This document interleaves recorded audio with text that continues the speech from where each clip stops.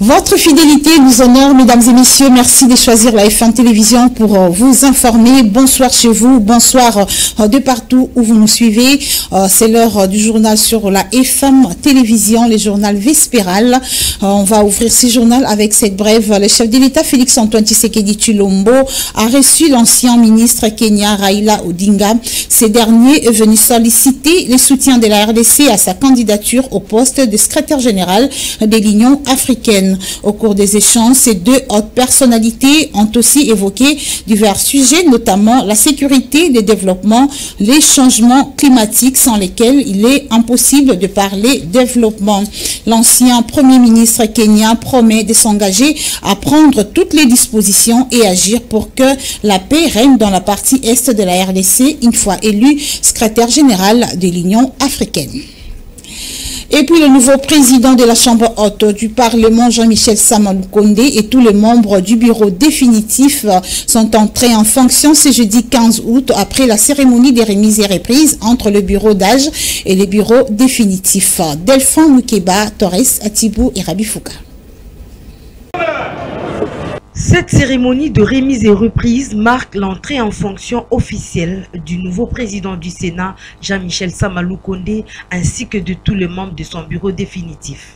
Le moment fort de la cérémonie, l'échange des documents de travail pour la continuité des affaires à la Chambre haute du Parlement, associés aux accolades fraternelles, signe d'une alternance pacifique et légale. Le bureau Sama est entré finalement en fonction.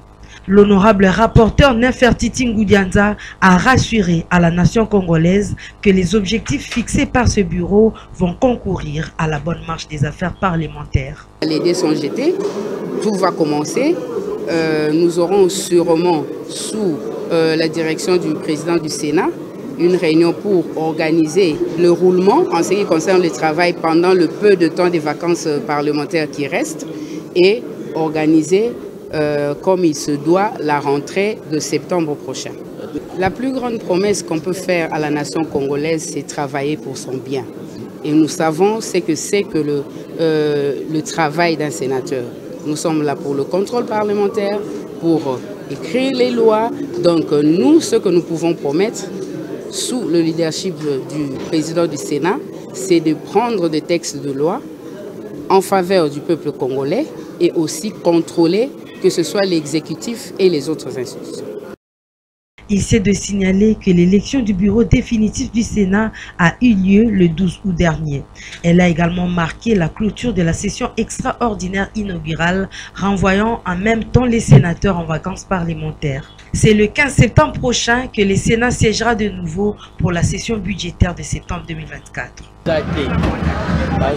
Autre chose à présent, crise au sein de l'UDPS après la décision prise par la Convention démocratique du parti sur la déchéance du secrétaire général Augustin Kiabouya.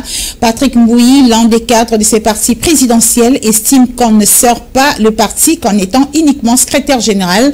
Augustin Kiabouya est capable de travailler partout pour pouvoir servir son cher parti qui est l'UDPS. Ces propos dans cet élément réalisé par Déborah Mpeti et Torres Atibou. Décidément, le bras de fer qui s'est engagé au parti présidentiel entre la Convention démocratique du parti et le secrétaire général d'ECI est triste. Patrick Mbouyi qui craint pour la réputation du parti présidentiel. Le président cellulaire de l'UDPS limité résidentiel propose à Augustin Kabouya une sage démission pour, dit-il, éviter de casser le meuble. Nous lui avons demandé de démissionner du poste du secrétaire général parce qu'il peut encore servir le parti ailleurs. On ne sert pas le parti seulement en étant secrétaire général. Il est élu député de l'UDPS. Nous attendons de lui d'édicter des lois. Cette proposition faite à Kabouya, dûment dire que ce dernier ne méritait pas son poste. Pour preuve, Patrick Mbouyi ovationne ici toutes les réalisations, non de moindre, du secrétaire général dessus le l'UDPS Tshisekedi. Pendant son règne, il y a eu quand même, ça il faut le reconnaître, il y a eu quand même des bonnes choses qu'on peut noter. C'est le secrétaire général qui était plus focalisé sur la mobilisation des troupes et une communication qui se résume généralement par les matinées politiques. Et il a défendu aussi d'une manière ou d'une autre les intérêts du parti au sein de l'Union sacrée. Patrick Mbouy dit donc au revoir à Augustin Kabouya et bonjour à Deogracias Bizito qui va occuper provisoirement le poste de secrétaire général pendant 6 mois. Le patron de la cellule l'unité résidentielle promet de lui soutenir pour l'émergence de ces grands partis. Nous estimons qu'il fera son travail et nous sommes là pour l'accompagner afin de réussir là où le secrétaire général n'a pas pu faire grand-chose. Pour l'air, la CDP et Augustin Kabouya se regardent en champ de faïence. Le parti semble être dirigé par un secrétaire général et, parallèlement, d'un secrétaire général intérimaire. Pour des analystes, c'est la plus haute hiérarchie qui doit souffler la fin de la partie.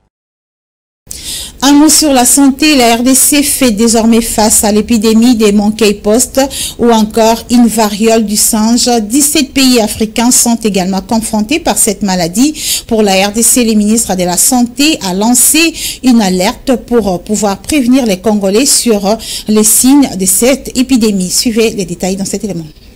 Chères Congolaises et chers Congolais, notre pays fait face actuellement à l'épidémie de variole du singe, qu'on appelle aussi le monkeypox. Ce virus touche actuellement plusieurs pays.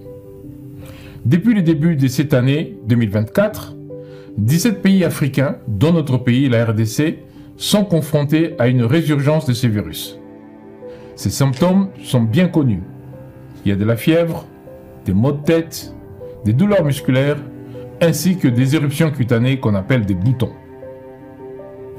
La transmission de ce virus se fait principalement par contact direct avec des fluides corporels d'une personne ou d'un animal infecté, mais aussi par des objets contaminés, ainsi, et c'est nouveau, que par voie sexuelle.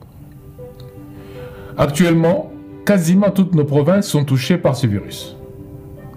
Selon le dernier rapport épidémiologique, notre pays a enregistré 15 664 cas potentiels et 548 décès depuis le début de l'année.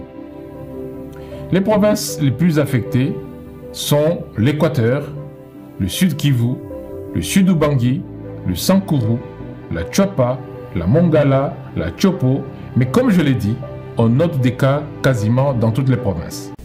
Et pour lutter contre l'épidémie de monkeypox, le gouvernement congolais a mis en place quelques dispositions pour réduire les risques de propagation de cette maladie détectée dans plusieurs provinces de la République démocratique du Congo. Encore une fois, suivez les ministres de la Santé dans cet extrait sélectionné pour vous par Edinonzé.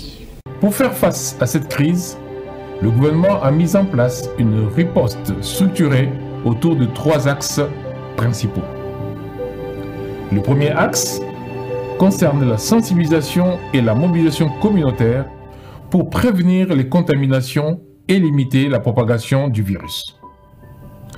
Nous savons que la clé pour vaincre cette épidémie réside dans l'implication de toutes et de tous. C'est pourquoi le ministère de la Santé publique, Hygiène et Prévoyance sociale, avec l'appui des partenaires techniques et financiers, continue de déployer et de mettre en œuvre divers dispositifs de surveillance épidémiologique, de communication sur les risques et de mobilisation communautaire dans toutes les provinces. Ces initiatives permettent aux communautés non encore touchées de se préparer efficacement et de promouvoir les mesures préventives dans les zones qui ne sont pas affectées. Le deuxième axe de notre riposte est autour de la prévention sanitaire. Et en ce qui concerne cette prévention sanitaire, nous avons élaboré et validé un plan national stratégique de vaccination contre le monkeypox en République démocratique du Congo. Pour surmonter cette crise, nous avons besoin de la solidarité de chacun et de la mobilisation de nous toutes et de nous tous. Sécurité à présent, après la violation de l'espace aérien congolais dans la province de l'Ituri, les forces armées de la République démocratique du Congo affectées dans cette partie du territoire national ont rassuré la population sur leur implication pour démanteler toutes les positions de rebelles. Ruth Dinanzei et Christian Kabouya.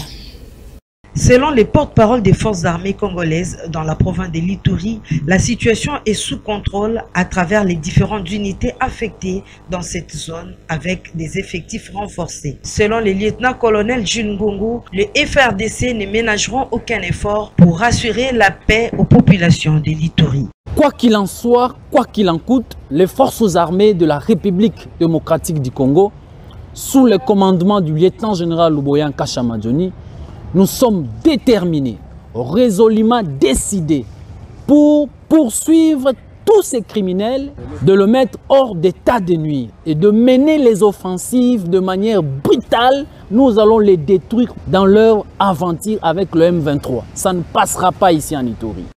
La présence spontanée de quelques rebelles du M23 dans cette partie de la RDC n'inquiète en aucun cas les forces armées de la République démocratique du Congo qui ont promis de mouiller leur maillot pour neutraliser les rebelles dans la province de l'Ituri. Les FRDC ont lancé un appel au calme à toute la population tout en insistant sur une collaboration étroite pour dénoncer tous les cas d'insécurité ou d'infiltration. Et plus de 150 maisons ont été ravagées par le feu et 6 blessés enregistrés. Tel est le bilan de l'incendie qui s'est déclaré dans la nuit du 13 août à Kaélé. Nous sommes là dans le sud Kivu. La société civile lance alors un appel à l'assistance en faveur des sinistrés. C'est ce que nous dit Jemira Mundungu dans ce reportage. Au total, 6 déplacés de guerre du M23 ont été blessés et près de centaines d'abris de déplacés des Massissi ont pris feu dans la nuit du mardi 13 août dans le territoire des Kaléé, au sud Kivu, dans l'est de la République démocratique du Congo. Ces chiffres ont été confirmés après une évaluation menée par une équipe composée de plusieurs partenaires humanitaires. Au-delà des blessés, cette équipe parle de 499 maisons endommagées par l'incendie, certaines complètement calcinées et d'autres démolies pour empêcher la propagation de flammes. L'incendie qui s'est déclaré aux alentours de 19 h aurait été provoqué par un accident domestique.